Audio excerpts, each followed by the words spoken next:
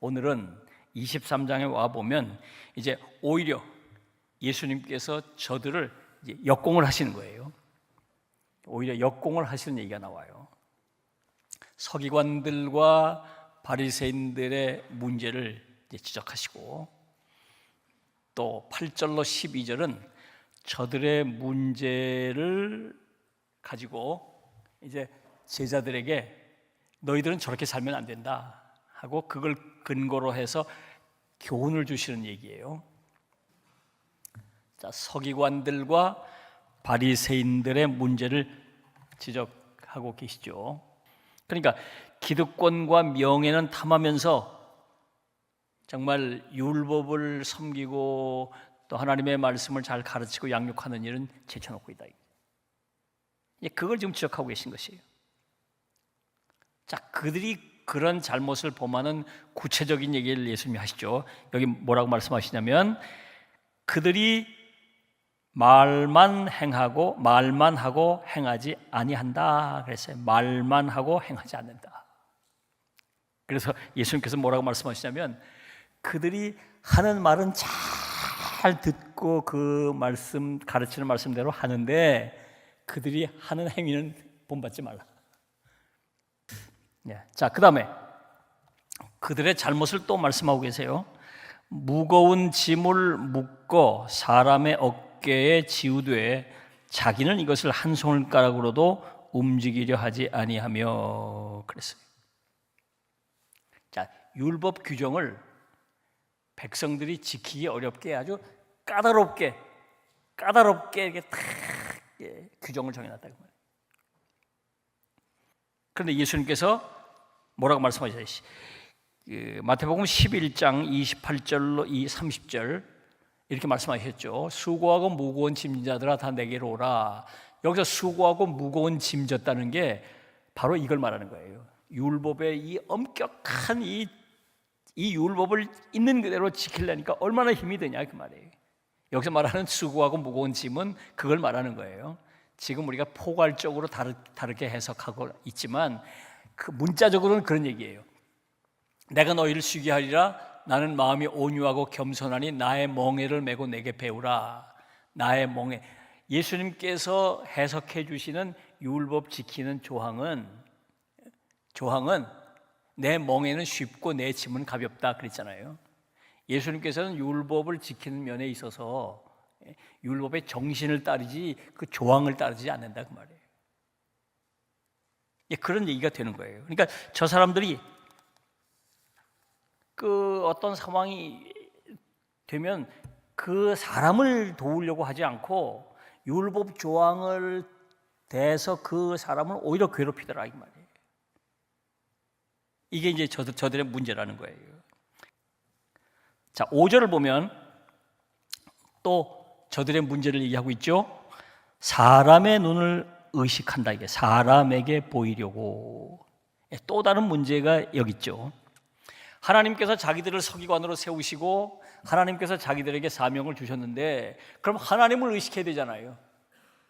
근데 하나님은 제쳐놓고 사람만 생각하고 사람을 의식한다. 자, 이게 이제 문제인 거죠. 게다가 예수님께서 말씀하시죠. 잔치의 윗자리와 회당의 높은 자리를 탐한다는 거죠.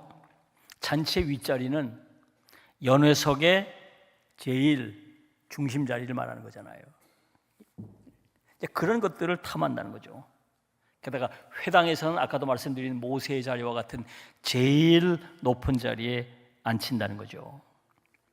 이런 자리를 탐하는 것을 당연히 여기고 그 명예욕과 이 과시욕에 사로잡혀서 살았다는 거예요. 게다가 시장에서 문안받는 것과 사람에게 랍비라 칭함을 받는 것, 이걸 또 즐겼다는 거예요.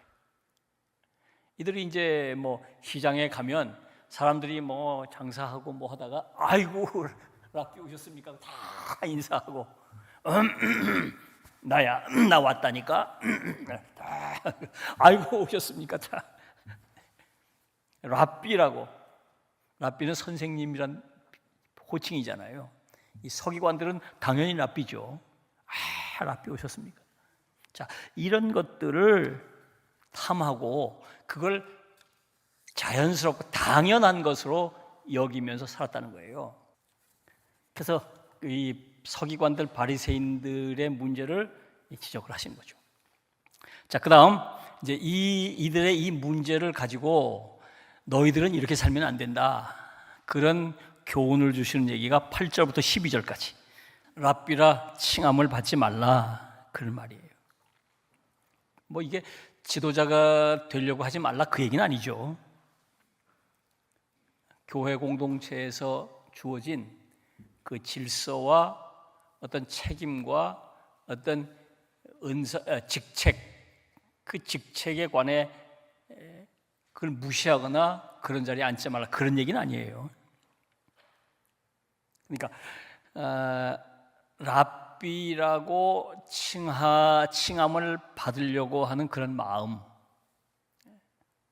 당연히 그 자리에서 받아 누리는 권한과 또 그런 권위를 요구하거나 당연시해서 그것을 자기가 앞장서서 그런 권위를 드러내려고 하지 말라는 거죠. 그걸 기대하거나 요구하지 말라는 거예요.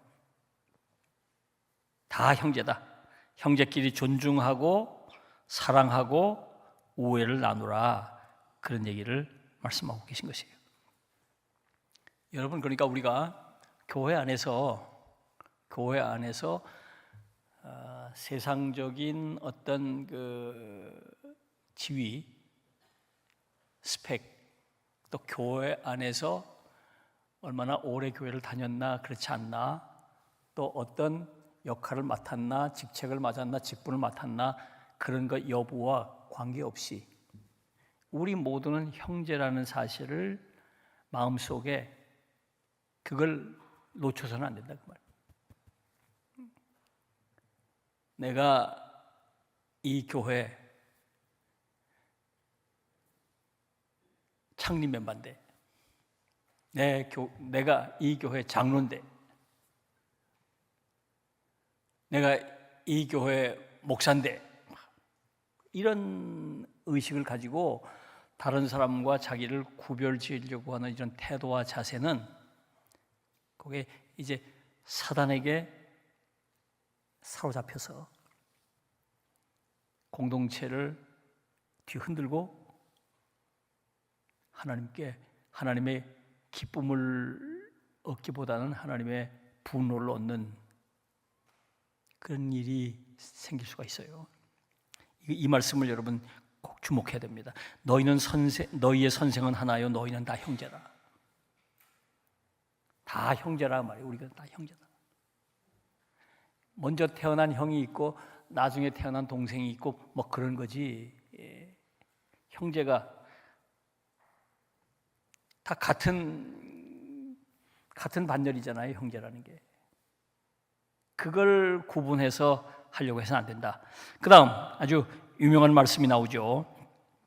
너희 중에 큰 자는 너희를 섬기는 자가 되어야 하리라. 자꾸 그 큰 자는 섬김을 받으려고 하지 말라 그 말이에요. 여기서 장자란 말은 섬김을 받는다 그 말이에요. 섬김을 받는다. 큰 자는 섬김을 받고 작은 자는 섬긴다. 이 세상 원리인데 하나님 나라에서는 그렇지 않다. 큰 자는 오히려 섬기고 큰 자는 섬긴다. 그 다음에 높이는 자는 낮아지고 낮추는 자는 높아지리라. 교만에 대한 경고를 하시죠. 잠언 16장 18절을 보면 이렇게 말씀하고 있어요. 교만은 패망의 선봉이요 거만한 마음은 넘어짐의 앞잡이니라. 교만은 패망의 선봉이다. 자기의 위치를 주장하고 그 위치에 걸맞는 대우와 섬김을 요구하는 사람, 그게 교만해지는 거죠. 그래서 망하는 거예요. 성경에 그런 사람들이 굉장히 많이 나오죠. 사네립이라든지 느부갓네살이라든지 헤롯이라든지 뭐 이런 사람들.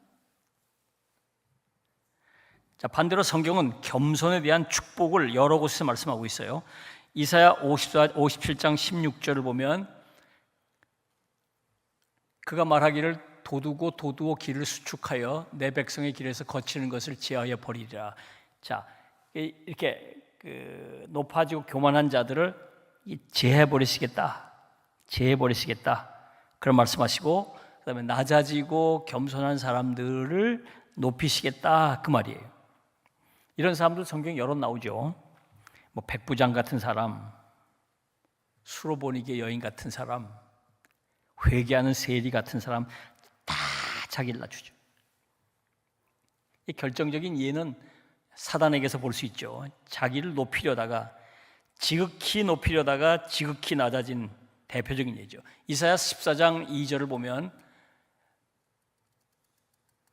민족들이 그들을 데리고 그들의 본토에 돌아오리니 이스라엘 족속이 여호와의 땅에서 그들을 얻어 노비로 삼겠고 전에 자기를 사로잡던 자들을 사로잡고 자기를 압제하던 자들을 주관하리라 그랬어요. 교만을 떨던 자들이 굴러 떨어진다 하는 얘기죠. 사단이 이런 면에 있어서 대표적인 케이스가 되죠. 교만한 자는 바로 이 사단을 따르는 자들이라 할 수 있어요. 이에 비해서 예수님은 전혀 다르죠. 지극히 높으신 하나님과 동등한 분이셨지만 자기를 낮추시고 종의 형체를 취해서 섬김의 본을 보이셨어요. 서기관들처럼 바리새인들처럼 그렇게 살지 말고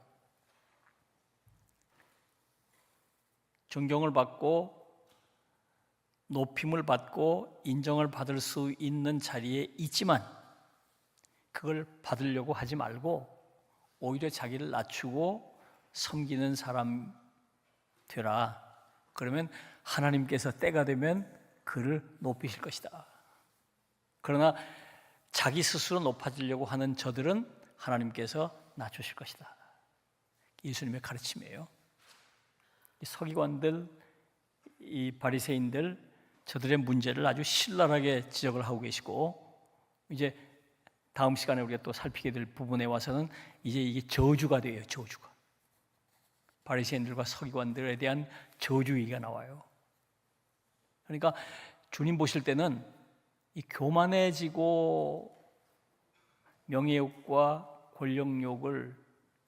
권력욕에 사로잡혀서 정말 하나님 보실 때 볼썽사나운 짓을 하는 자들은 하나님께 참기가 어려우신 거예요.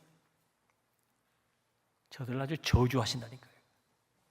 그래서 우리가 이 말씀을 통해서 하나님의 말씀을 듣고 말씀대로 살려고 애를 써야 하고, 그리고 낮아지려고 하고 섬기려고 하고, 그래서 하나님의 칭찬을 받는 여러분들이 되시기를 주님의 이름으로 부탁합니다.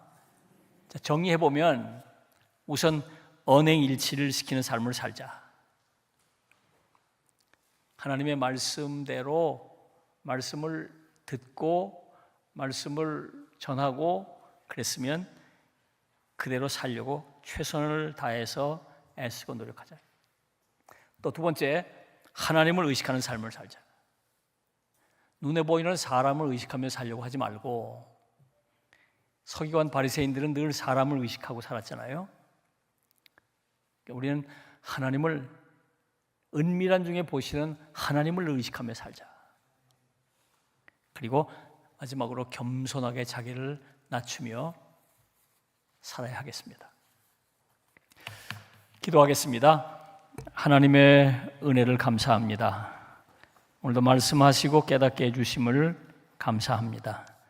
하나님 아버지, 저희들이 말씀을 들었사오니 말씀대로 살게 하시고 주님 가르치심 따라 더욱 겸손하게 낮추고 섬기는 삶을 살게 하여 주옵소서.